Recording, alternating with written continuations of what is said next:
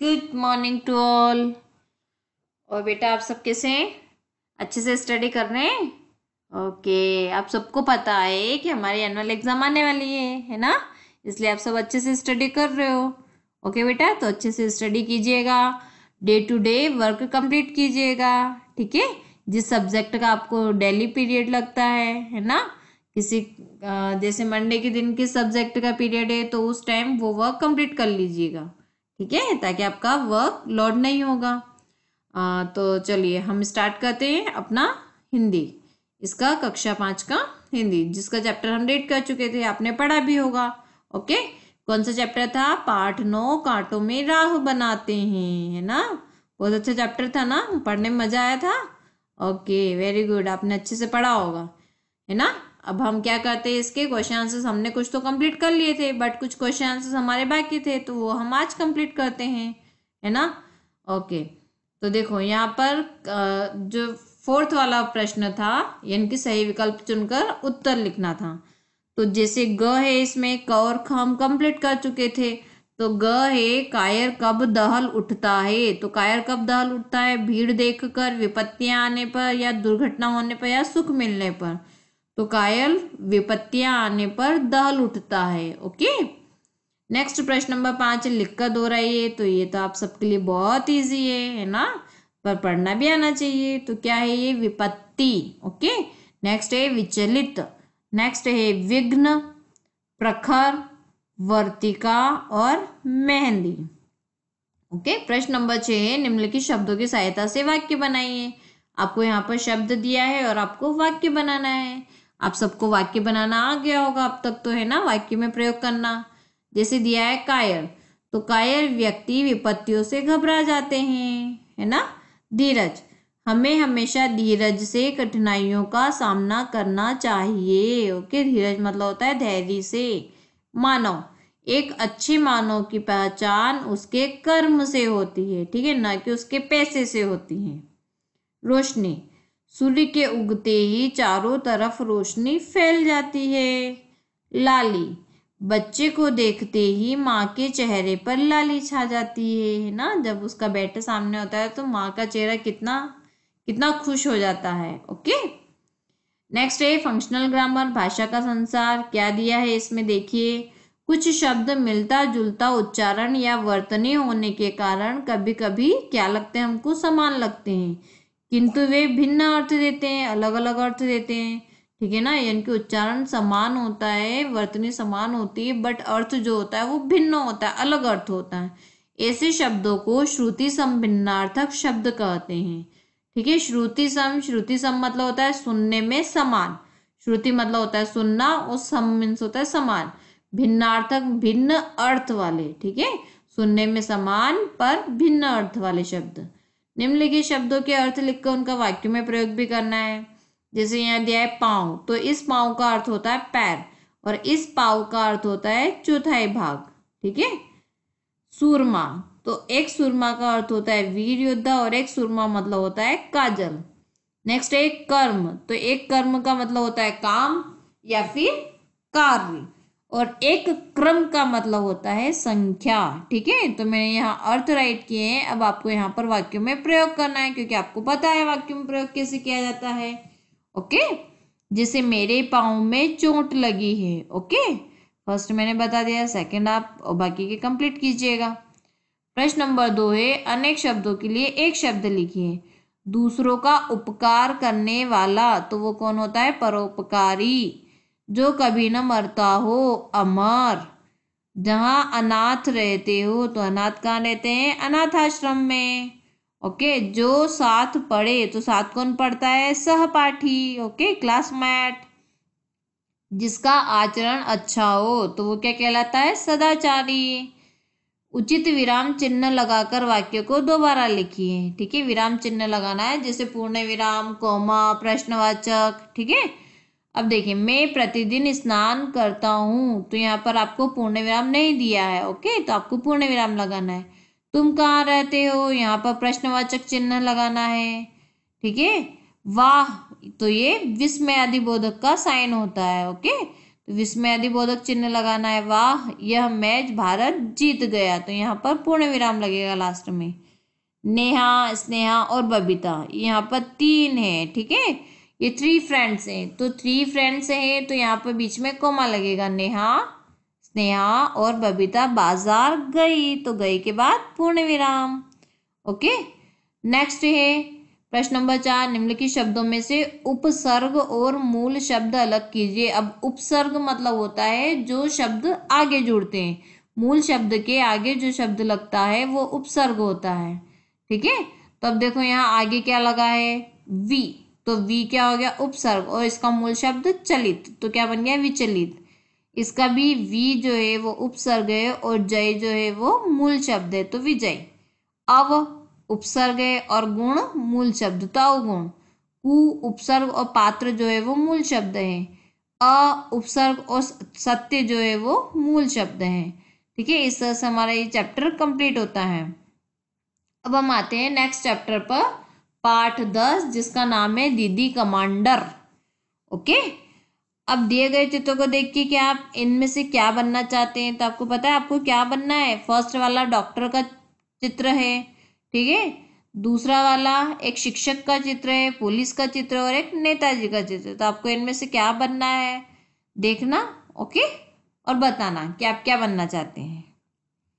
यहाँ पर देखो एक नाटक चल रहा है ना, जिसमें पात्र हैं। नीरज एक लड़का है, श्रीपत नीरज का जो मामा है उसका नाम श्रीपत है, और अंजलि कौन है, नीरज की माँ है। श्रीपत टांगे मेज पर रखे बड़े आराम से बैठा है, जिस तरह से आपको यहाँ फोटो में दिखा है कि ये श्रीपत है जो कि नीरज इसके मामा है। ओके, नीरज के मामा का नाम श्रीपत है, ये मेज पर टांगे रख के बड़े आराम से बैठा है। नीरज, मामा जी मेज पर टांगे नहीं रखा करते। श्रीपत क्या बोलता है, किसने कहा तुझसे। नीरज बोलता है, मम्मी ने कहा, मम्मी कहा करती है मामा जी। श्रीपत, वे तुम्हारे लिए कहती होंगी, तुम अभी बच्चे हो ना, जब तुम बड़े होकर किसी के मामा बनोगे तो तुम्हें भी मेज पर टांगे रखकर बैठने की आज्ञा मिल जाएगी। ओके, यानी कि मेज पर टांगे रख के बैठने की आज्ञा तुमको भी मिल जाएगी जब तुम बड़े हो जाओगे। तो फिर हंसता है, कहो किस श्रेणी में पढ़ रहे हो, ठीक है। अब श्रेणी मतलब होता है यहाँ पर क्लास, यानी कि आप तुम किस क्लास में पढ़ रहे हो, कक्षा में पढ़ रहे हो। ओके, तो नीरज बोलता है 5वीं में मामा जी। श्रीपत बोलता है पढ़ लिख कर क्या बनना चाहते हो। फिर नीरज बोलता है डिप्टी कमिश्नर बनना चाहता हूँ मामा जी, ठीक है। डिप्टी कमिश्नर मतलब होता है उपायुक्त जिसको बोलते हैं, आप सभी को पता है डिप्टी कमिश्नर क्या होता है। ओके, फिर श्रीपत बोलता है डिप्टी कमिश्नर बनने की बात तुम्हें किसने सुझाई, किसने बताया तुमको कि तुमको डिप्टी कमिश्नर ही बनना है। तो नीरज बोलता है मम्मी ने मामा जी। फिर श्रीपत बोलता है तुम स्वयं क्या बनना चाहते हो। फिर नीरज बोलता है मैं तो मामा जी। फिर श्रीपत बोलते हैं यह तुम्हें हर वाक्य के साथ मामा जी किसने सिखाया। फिर नीरज बोलता है मम्मी ने कहा है कि बड़ों से बात करते समय आदर से। फिर श्रीपत बोलता है तो हो चुके तुम डिप्टी कमिश्नर, इतने आदर से बात करोगे तो सरकार तुम्हें पटवारी बना देगी। अकड़ कर चला करो, रोब से बात किया करो, ठीक है। रोब मतलब होता है धाक से बात किया करो, अदब से बात किया करो। नीरज, मैं तो कप्तान बनना चाहता हूँ मामा जी। पर श्रीपत, कप्तान। नीरज बोलता है क्रिकेट का कप्तान। नीरज, जी मम्मी कहती है बड़ा बेकार खेल है, चोट लग जाती है क्रिकेट में, है ना। बोलता है मेरे को क्रिकेट का कप्तान बनना है, बट मम्मा बोलती है कि बहुत बेकार खेल है, वो चोट लग जाती है।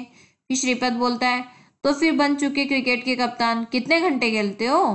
नीरज बोलता है 2 घंटे। फिर श्रीपत बोलता है और कितना पढ़ते हो। फिर नीरज बोलता है कि मैं 6 घंटे पढ़ता हूँ। श्रीपत, 6 घंटे खेला करो और 2 घंटे पढ़ा करो। नीरज, जी मैं कैसे पास होऊंगा। फिर श्रीपत बोलता है पास होने के लिए प्रतिदिन नियम पूर्वक 2 घंटे पढ़ लेना काफी है, और फिर तुम पास होते रहना चाहते हो या क्रिकेट का कप्तान होना चाहते हो। फिर नीरज बोलता है कप्तान बनना। श्रीपत बोलता है तो जाओ 2 घंटे रोज जमकर पढ़ा करो और 6 घंटे खेला करो। तुम्हारे मामा दुआ करते हैं, दुआ करना मतलब होता है आशीर्वाद देते हैं, प्रार्थना करते हैं भगवान से, है ना। तुम्हारे मामा दुआ करते हैं कि भगवान ने चाहा तो बड़े होकर तुम अवश्य क्रिकेट के कप्तान बनोगे और भारत तो क्या संसार में भी तुम्हारा नाम होगा, ऐसा मामा ने बोला। फिर नीरज क्या गदगद होकर बहुत खुश हो जाता है, वो मामा जी कहकर श्रीपद से लिपट जाता है, ओके, गले लगा लेता है। फिर अंजलि, यानी कि अंजलि कौन है, नीरज की मम्मा है, वो दूसरे कमरे से आवाज लगाते हैं, नीरज। फिर नीरज, जी मम्मी। अंजलि कमरे में प्रवेश करते हुए, यहाँ क्या कर रहे हो, उधर चलो अपने कमरे में, पढ़ने का समय हो गया है, अभी तुम्हारे मास्टर साहब आने वाले होंगे, काम कर लिया कल का तुमने।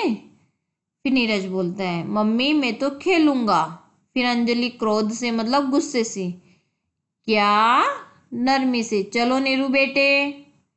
नीरज, 6 घंटे खेलूंगा और 2 घंटे पढ़ूंगा। श्रीपद क्रोध से, क्या कहते हो, नरमी से, चलो बेटा तुम्हारे मास्टर जी आने वाले हैं। फिर नीरज बोलता है, मैं क्रिकेट का कप्तान बनना चाहता हूँ। फिर अंजलि यानी कि मम्मा को गुस्सा आ जाता है, क्रोध को बरबस रोककर, यानी कि वो उसको रोकती है, जबरदस्ती रोकती है गुस्से को, है ना। फिर नरमी के साथ, पागल, सिर पैर तुड़वाएगा क्रिकेट का कप्तान बनकर, है ना, क्रिकेट का कप्तान बनेगा, सिर पैर तुड़वाएगा क्या तू, तुझे तो डिप्टी कमिश्नर बनना है।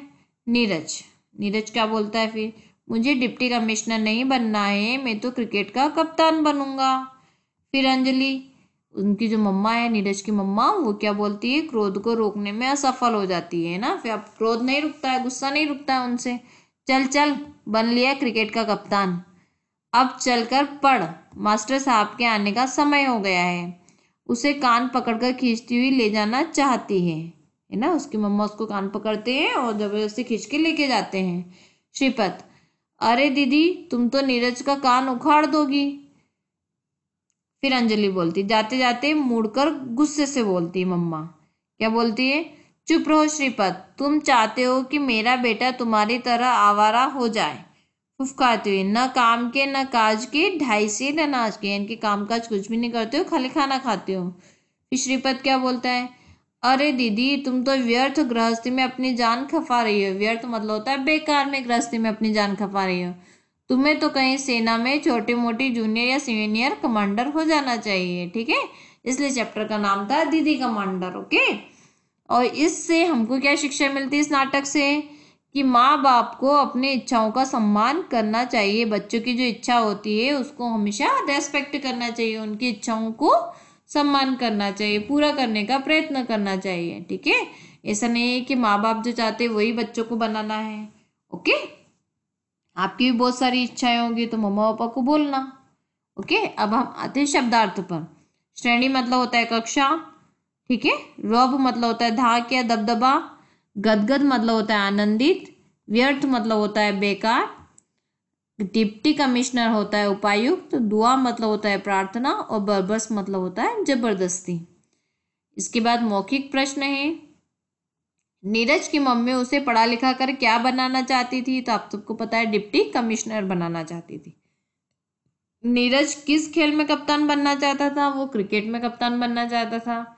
क्रिकेट के बारे में नीरज की मम्मी की क्या धारणा थी, बड़ा बेकार खेल है क्योंकि चोट लग जाती है, ऐसी सोचती थी मम्मी तो। मामा जी ने नीरज को क्रिकेट का कप्तान बनने के लिए क्या सलाह दी, 2 घंटे पढ़ने और 6 घंटे खेलने की सलाह दी। अभिलिखित प्रश्न, ठीक है, 3-4 पंक्तियों में उत्तर लिखिए। नीरज गदगद होकर मामा जी से क्यों लिपट गया, सबको पता है नीरज गदगद होकर मामा जी से लिपट गया क्योंकि मामा जी ने भगवान से दुआ की कि वह बड़ा होकर अवश्य क्रिकेट का कप्तान बनेगा और भारत तो क्या संसार में भी नाम रोशन करेगा।